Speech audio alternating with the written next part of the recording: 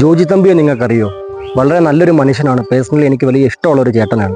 അദ്ദേഹം കഴിഞ്ഞ ദിവസം സോഷ്യൽ മീഡിയയിലൂടെ പറഞ്ഞൊരു കാര്യമുണ്ട്. ഗോഡ്സ് ഓൺ കൺട്രി എന്നറിയപ്പെടുന്ന കേരളം സൈക്കോ കൺട്രി ആയിക്കൊണ്ടിരിക്കുകയാണ്. ശരിയല്ലേ? ആഷിഖ് എന്ന് പറയുന്ന സഹോദരൻ സ്വന്തം ഉമ്മയെ കൊലപ്പെടുത്തുന്നു. അഫാൻ എന്ന് പറയുന്ന സഹോദരൻ ചെറുപ്പക്കാരൻ സ്വന്തം അനിയനെ അടക്കം കുടുംബത്തിലുള്ള 5 പേരെ കൊലപ്പെടുത്തുന്നു. ഷഹബാസ് എന്ന് പറയുന്ന പയ്യൻ കൂട്ടത്തല്ലിൽ മരണപ്പെടുന്നു. ഷഹബാസ് എന്ന് പറയുന്ന ആ ചെറുപ്പക്കാരനെ കൊന്നവര് ആ ഗ്രൂപ്പിൽ ചർച്ച ചെയ്യാണ്, കൂട്ടത്തല്ലിൽ മരണപ്പെട്ടാൽ കുഴപ്പമൊന്നുമില്ല, കേസൊന്നും അടുക്കൂലെന്ന്.